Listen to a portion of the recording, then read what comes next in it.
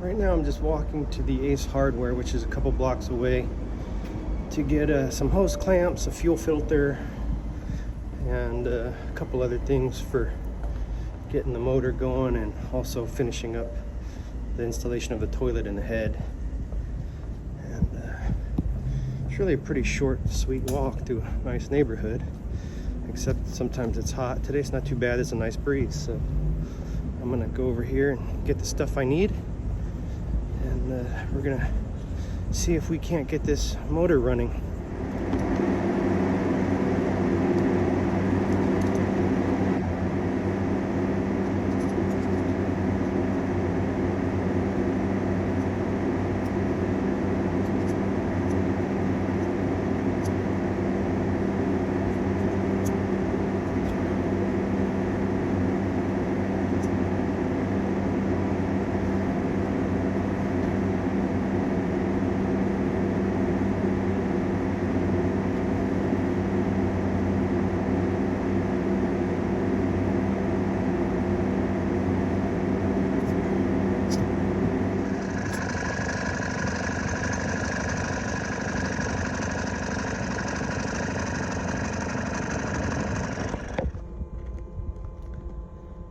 It's like 2:30 in the morning. I was playing Uno with the gang at the Marina. I come back and this after a squall came through and rained pretty hard. The wind blew pretty hard, and I come back out after everything's settled down, and I dragged anchor. My boat's in a different place than when I left it, and so it dragged about, I don't know, 50, 75 feet. Not far, but far enough for me to be like, why is my boat over there? Anyway, what happened before was my anchor snagged on these lines that are under the water, like 15 feet under the water. And the first time it was when I was trying to set my anchor, and it got caught in the wrong place. So my buddy Bill, who pulled me off the shoal, I pull the anchor up, he grabs it and then unhooks it from this line. And then this morning, when I want to get a better position, I got to pull my anchor up. It's tangled in a different line. So there's like multiple lines running around here. And there's like no rules in the mooring field. Everybody kind of does their own thing, and they might make some shit and then leave it for fucking 20 years. Anyway, so I unhooked from these lines, and when I did, I guess, when the wind picked up, I dragged anchor. So you would not believe what I just did. I used my dinghy to pull a second anchor line and the boat with the anchor line into a spot that gives me a little bit of room. It was pretty fucking rugged because my motor died on the dinghy. My motor died on the dinghy while I was basically towing my 35-foot sailboat behind me, and I didn't really decide I wasn't gonna fix it, so I just started rowing. So I rowed for like 30 fucking minutes to get about 40 feet, and I just dumped this second anchor out of my dinghy, and then I got back on the boat, pulled myself up to the position of the second anchor, and dropped my first anchor as well in the same spot. So now I have two anchors in one place. It's not exactly the technique you're supposed to use when using two anchors, but I think it's enough weight to kind of keep me put for the night until I sort out some other things tomorrow. So yeah, this is my second night at anchor. My first night was just fucking awesome, but I thought I was sinking actually, because there were all these fish came up, and these porpoises and jacks were like creating these like feeding balls around the boat, and I heard this water and I thought, oh shit, Anyway, it woke me up, but unbeknownst to me, my anchor was caught on a line, so I wasn't going anywhere. And then when I decided it would be a good idea to unhook it from this line and try to set it in some mud, I dragged anchor. Anyway, because I'm fucking sketching on this shit, and I'm worried it's going to happen again, I've got an alarm set for every hour tonight. I'm going to get up every hour and see if I've drifted or not. So it's going to be a fun night. I'll let you know, I guess, what happens tomorrow. See ya.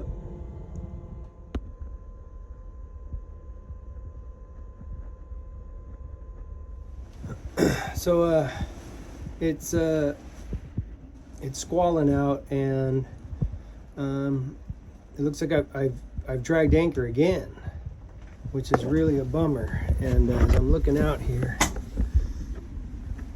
I'm gonna have to go up on deck here in a second. Hopefully I'm not still dragging anchor. I let out my anchor lines to get a little more scope, so I could maybe get a little stop dragging. But I'm gonna see what's going on right now. What a buzzkill, I'll tell you what. Again, like I said earlier, I'm keeping a real close eye on it. It looks like I'm holding stationary, and also it looks like maybe this thing's not going to last all night. It looks like it may die down here in the next hour or so, based on the radar. But fuck, super sketchy, because you know, you want your anchor to hold no matter what. If you can't trust your anchor to hold, I could end up on the other side of the harbor in someone's boat, you know, crashed into someone's boat, or crashed into their dock, or all kinds of shit. Crashing, there's a bridge down the way that super low. There's no way I'd go through it. I could end up crashing into a fucking bridge. So I definitely got to look at this and figure out what the fuck is going on, and how I'm gonna fix it. And it looks like the answer is straight up just a bigger anchor. I need a real solid anchor that's gonna hold no matter what the fuck hits me. So I'm gonna go back to watching this. I gotta keep going back on deck and just make sure I'm not moving. And if I am moving, I'm gonna give myself a little bit more scope, and hope that my two anchors hold, which they should. As long as they have enough scope, they should theoretically hold. So I'm gonna go keep an eye on that, and hopefully have good news when I check back in. Yay, it's the next morning, and I'm not dead, and my boat didn't end up beached. So because of, especially because of last night, after that, I really have to get on my prop and my rudder. I need to be able to control my vessel in a situation like that. So I'm getting suited up right now. I'm gonna dive down under the boat, and I'm gonna clean my prop and rudder so that I have thrust and direction. And I'm not gonna film that because the water's so murky. I mean, you can't see anything anyways, but I'll film a little bit of me maybe before I go in, and then I'll brief you about what happens when I come out. And then once my prop and rudder are clean, I'm probably gonna go back to the marina and dock, refill my water tanks, do all that kind of stuff, and get ready for probably another few days out here on the hook. And if those days go real good, then I'll start right around the 1st of the month, 1st of November, I'll start my push south. All right, I'm getting ready to go down. So my rudder's right there. I'm in the dinghy. I got all my gear in here. I'm gonna get set up. I'm gonna see if I can do some scraping above water to save air, because I'm using a tank. So it means I have limited air. I should have enough to be down there for 45 minutes to an hour at least. But it is kind of physically exerting, and so you use a lot of air, and I want to try to be as smart as possible. So here we go. My rudder's done. It was super exhausting to go down there and scrape it by hand, but now it's nice and smooth, so I should be able to steer. It feels really good too from the wheel. I checked it. So now I got to go and do my prop. So it's a little further, barely a little bit deeper than the rudder, but I kind of I'm gonna hug the boat and work upside down, and then this is my scraper tool here, and just scrape it till it's clean. And you know, I have this hookah rig here, so you know, I have air, and I got my diver flag up. Let's see, my diver flag. I also got a diver flag up on the boat, so that's just so nobody's hauling ass around me or bringing motorboats up to my boat. And that's basically it. So now I'm gonna go in the water here and try to finish my boat, and once I'm done, I'm gonna go back in to dock. I'll like I said, you know, fill my tanks, empty my tanks, provision, and get ready. What I've kind of learned being out here, this is my 3rd day out here, is that my boat really right now, with the size of the tanks it has and the batteries, it's like set up for a weekend. Like a 2 to 3 day cruise is pretty easy.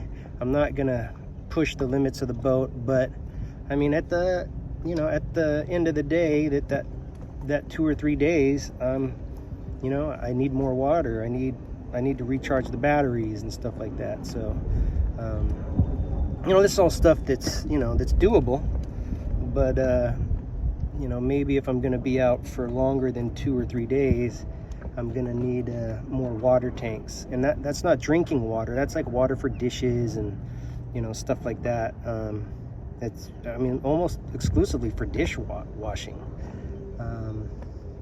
So, you know, maybe there's something I can do about managing that to be more efficient. But still, you know, it's probably a good idea to have some extra tanks for that. What I do have is, you know, I have 2 7-gallon tanks, you know, like portable jugs for drinking water, and I barely, you know, I've finished maybe half of one of those. So I definitely have enough drinking water. That's not the issue. It's more like water for domestic stuff. So, you know, of course, there's like the toilet. It has a 3-gallon freshwater holding tank to flush the toilet, and a 6-gallon black water holding tank. And, you know, that's not full, but, you know, I could easily see how it would be after 3 or 4 days out here, and then I would need to come in and get that pumped out. So I'm gonna actually go get it pumped out, probably, if not later today, tomorrow, when I go dock. Anyway, I'm gonna go clean this prop and stop messing around. I'll see you later. Ah, shit. Okay, so I scraped the prop. I had some barnacles growing on it, and now I should excuse me here. I scraped the prop, and yeah, looks pretty good. Rudder's done.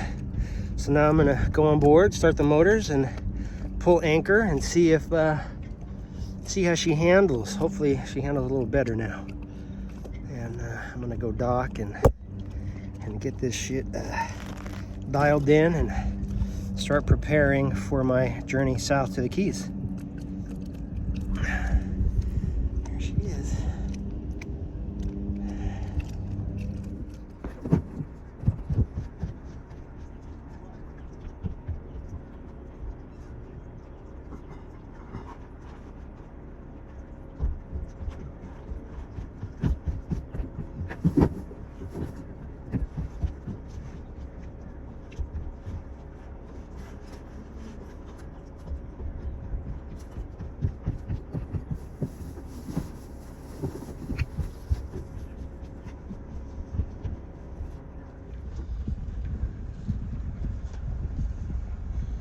Okay, now we've got all the groceries staged here in the saloon, and now we got to get them into the galley. So this is where we start sorting everything into stuff that's refrigerated that'll go in the ice box, and then stuff that'll go into stowage in some of these places. So yeah, here we go. So the Jedi Council comes over to my boat, hearing about what happens, and you know, we start the motor up and we start working on the transmission, just getting it to shift into gear. And pretty much what was happening was when I would put the boat in gear, put it in forward, it would die. And so we got it to where it would run for a little longer and a little longer, and then finally, you know, in forward, it would run. It ran for like 10 minutes. And then we started doing the same thing in reverse, and of course we checked the levels and added some Marvel Mystery Oil to it. But amazingly, she starts going into gear and lurching back and forth, and she just hadn't been in gear in so long, and she just needed to, you know, have the dust knocked off of her, and it worked.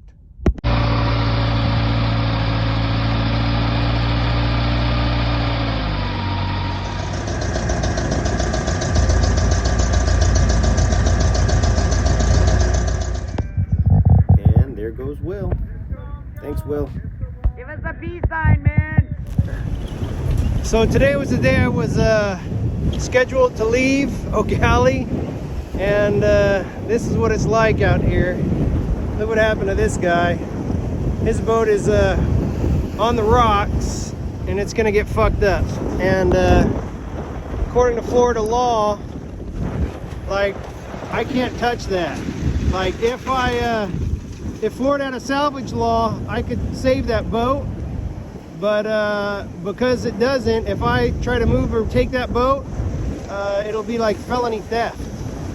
So whoever owns this boat, very likely going to get charged by the state some money unless they come get it. But it's been sitting out here for a while, anchored out. It broke free from its anchor, and now it's beating up against the rocks.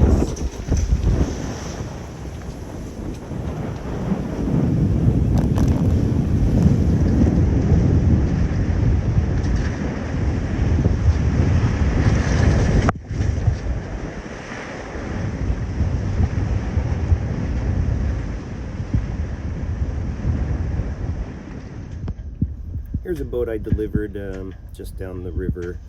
It didn't take very long, but they had just bought this trawler in O'Galley and wanted to move it to a different marina, so I captained the boat for them. I caught this blue crab, but I ended up letting him go. He got lucky.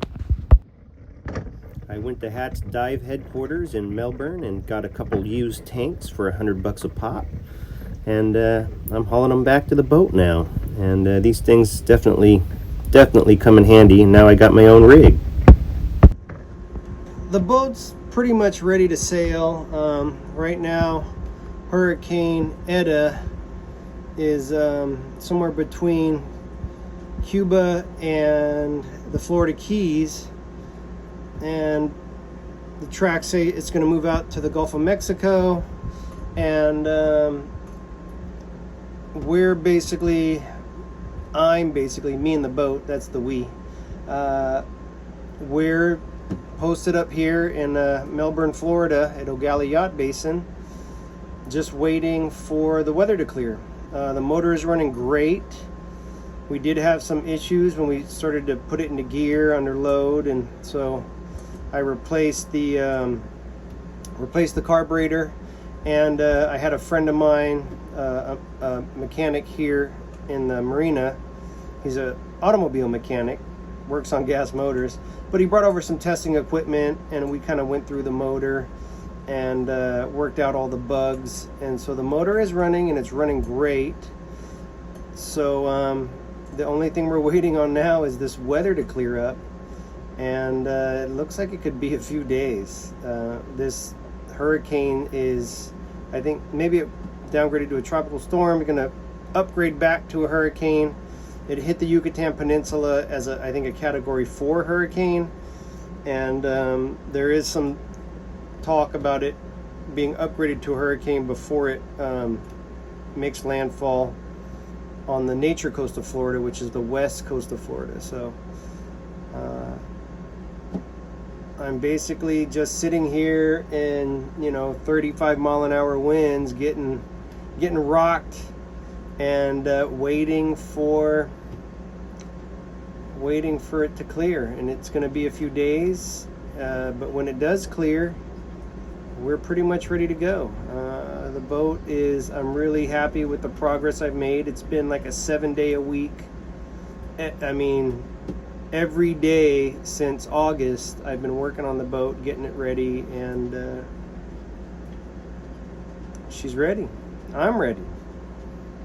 but the weather's not ready. So we're gonna be patient, and pretty soon we're gonna start we're gonna do some shakedowns. We're gonna start testing the sails and all that kind of stuff.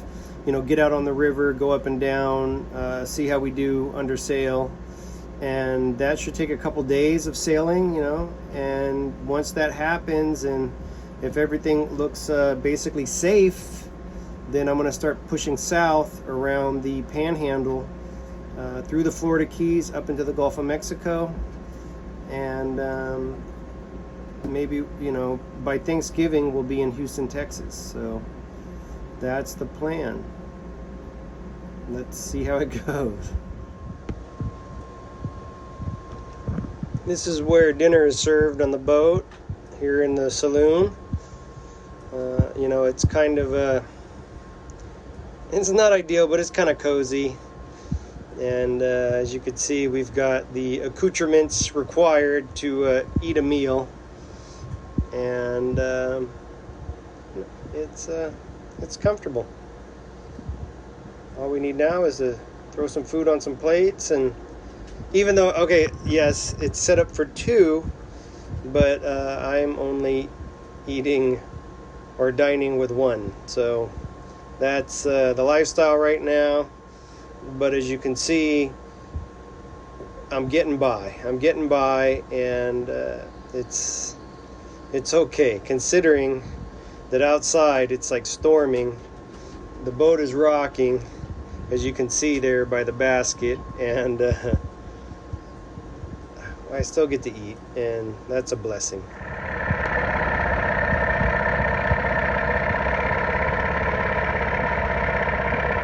It's actually January 3rd now, and I'm still making my way south, so my plan didn't go as planned. Don't forget to like, share, and subscribe.